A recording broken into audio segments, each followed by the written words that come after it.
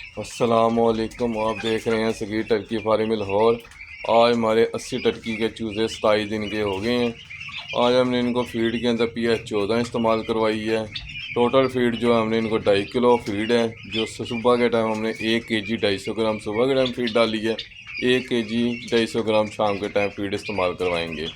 پانی میں ہم نے میں استعمال کروائی ہے 1 لیٹر میں 1 گرام۔ تو آپ دیکھ سکتے ہیں ہمارے چوزے ماشاءاللہ کیسے سارے ہیلدی ایکٹیو ہیں، سارے کھا رہے پی رہے ہیں۔